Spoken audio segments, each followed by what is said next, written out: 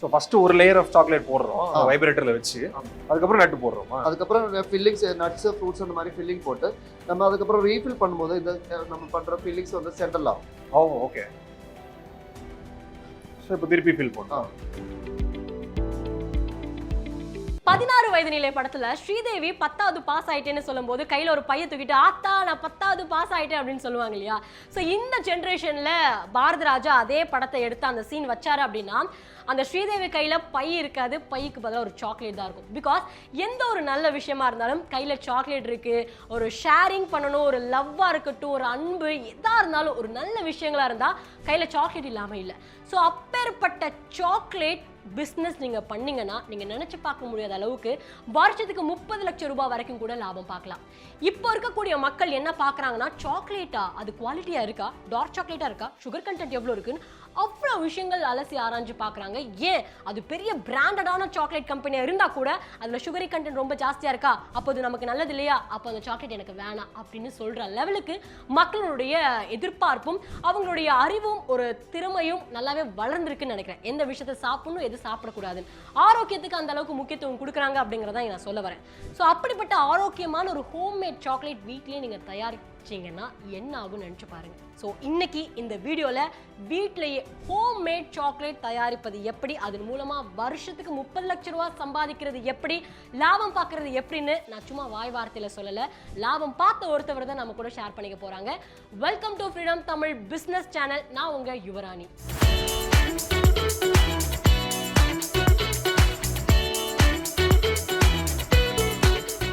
சரி, இப்போ வந்துட்டு இந்த மேனுஃபேக்சரிங் ப்ராசஸ் சாக்லேட்ல வந்து ஃபர்ஸ்ட் ஸ்டெப் என்ன? ஃபர்ஸ்ட் ஸ்டெப் வந்து கோகோனட் கிடைக்கும். நம்ம அது ஹீட்டரில் வந்து கிரைண்டரில் ஹீட் பண்ணி கிரைண்ட் பண்ணுவோம்.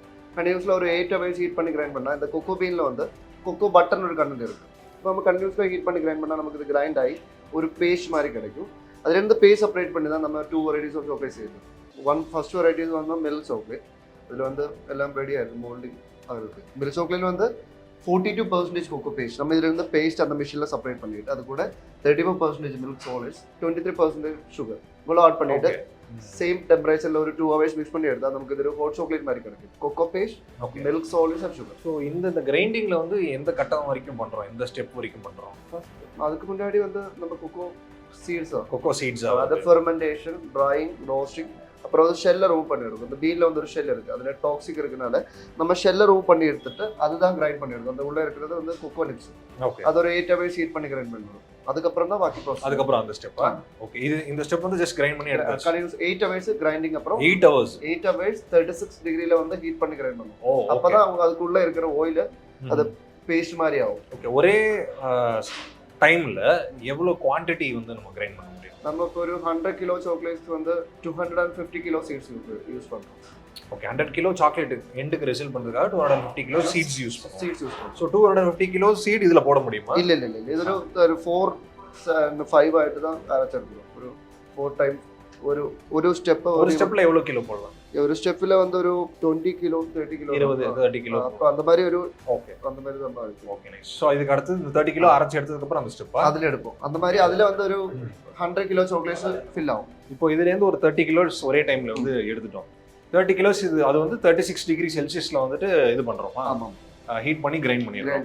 அதுக்கப்புறமா இது என்ன ஸ்டெப்? இதுல வந்து அந்த கொக்கோ பேஸ்ட் இதில் எடுத்துட்டு அதுக்கு தேவையான மில்க் சாலிட்ஸும் சுகர், அப்போ ஒரு ரேஷியோ இருக்குது 40-30 அந்த மாதிரி மில்க் சாலிடும் சுகர் ஆட் பண்ணிட்டு சேம் டெம்பரேச்சரில் வந்து ஒரு 2 hours மிக்ஸ் பண்ணி எடுத்தா இதெல்லாம் மிக்ஸ் ஆகி இந்த மாதிரி ஒரு ஹாட் சாக்லேட் மாதிரி கிடைக்கும். Okay, super. ஸோ இங்கே இருக்கிற அந்த கிரைண்டிங் மிக்சர் எடுத்து இதில் போட்டுடுறோம்.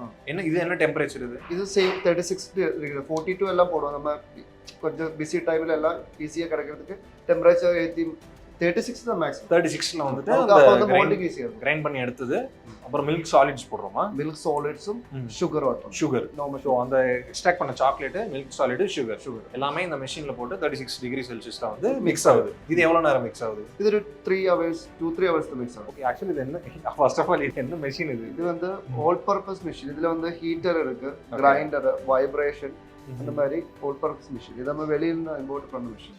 ஓகே. இந்த மிஷின் இது மிஷின் பேர் ஆல் பர்பஸ் கிரைண்டிங் இந்த மிக்சிங் மிஷின். ஓகே, இந்த மிஷின் காஸ்ட் அப்ராக்சிமேட்டா என்ன? ஒரு 88 lakhs இருக்கு. Okay, nice. ஸோ இதில் வந்து 2 hours மிக்ஸ் பண்ணி இந்த சாக்லேட் எடுத்துட்டோம். ஆமாம். ஸோ இதுக்கு அடுத்த ஸ்டெப் என்ன வருது? இதில் வந்து நம்ம அதை மோல்ட்ஸ் இருக்குது, நம்ம பல ஷேப்பில் மோல்ட்ஸ் இருக்குது. நம்ம மோல்டில் முதல்ல ஒரு லேயர் ஃபார்ம் பண்ணி அதில் நட்ஸ் ஃப்ரூட் பால் ஃபில்லிங் போட்டு அகைன் அதை ரீஃபில் பண்ணி ஃப்ரீஸ் பண்ணால் நமக்கு ஒரு 30 minutes சாக்லேட்ஸ் கிடைக்கும்.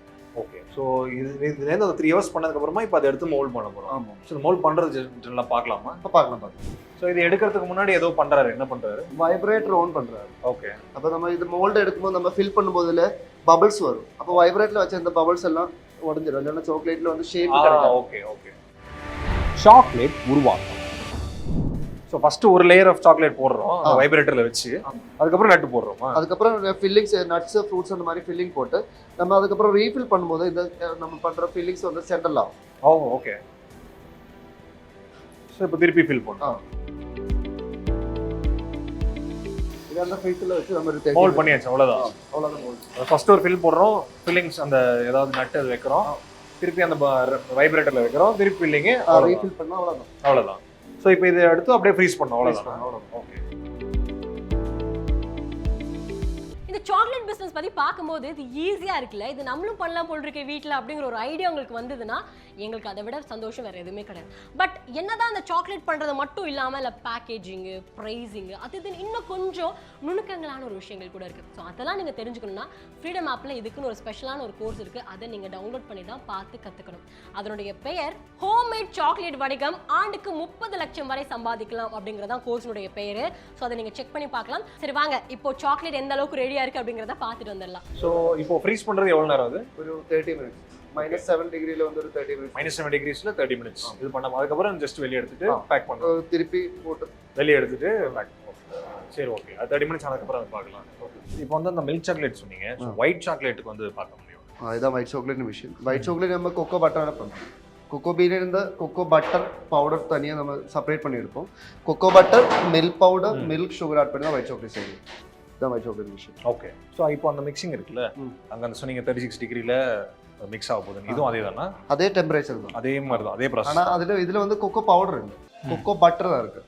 நம்ம அது வேறு ப்ராசஸ், நமக்கு இங்கே இல்லை. வேறு நம்ம கொக்கோ பட்டர் தனியாக எடுப்போம். கொக்கோ பட்டர் தனியாக எடுத்து அது கூட மில்க் பவுடர், சுகர் ஆட் பண்ணி தான் ஒயிட் சாக்லேட் செய்யும். ஓகே. நமக்கு வேணும் இப்போ இதுக்கான மோல்டிங் பார்த்துடலாம். பார்த்துக்கலாம். ஸோ இது வந்து ஃபில்லிங் இல்லை, பிளெயின் சாக்லேட். ஒயிட் சாக்லேட் வந்து இனிப்பு அதிகமாக இருக்குனால நம்ம ஃபில்லிங். ஓகே. ஸோ இது அதே மாதிரி ஃப்ரீசிங். ஸோ ப்ரிப்பேர் ஆயிடுச்சுல, இப்போ எடுத்துடலாமா? ஆமாம்.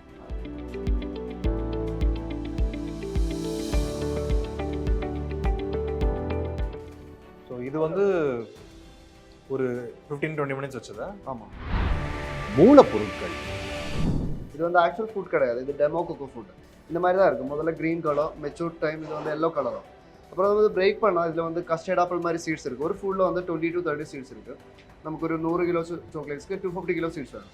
முதல்ல வந்து பிரேக் பண்ணிட்டு அந்த சீடை கலெக்ட் பண்ணிவிட்டு ஃபெர்மெண்டேஷன் பண்ணுவோம். ஃபெர்மெண்டேஷன்னா உடன் ஜார் இருக்குது. உடன் ஜாரில் வந்து அந்த ஃப்ளஷோடு கூடிய அந்த சீடு வந்து நம்ம போட்டு வைப்போம். அது மேலே ஒரு காட்டன் க்ளாத் வந்து தண்ணியில் கவர் பண்ணிவிட்டு தண்ணியை டிப் பண்ணிவிட்டு அதுக்கு மேலே கவர் பண்ணி கொடுக்கும். ஒரு 7 days இது ட்ரை ஆகாமல் மறுபடியும் பண்ணி ஒரு 7 days ஃபெர்மெண்டேஷன் பண்ணுவோம். அதுக்கப்புறம் நம்ம ட்ரை பண்ணி சன்லைட்டில் ஒரு 3 days ட்ரை பண்ணி ஹோட்டலில் ரோஸ்ட் பண்ணி எடுப்போம். ஃபெர்மெண்டேஷன், ட்ரையிங், ரோஸ்டிங் அப்புறம் இந்த சீடு இந்த மாதிரி ரோஸ்டட் பீட்ஸாக கிடைக்கும். இதான் கொக்கோ.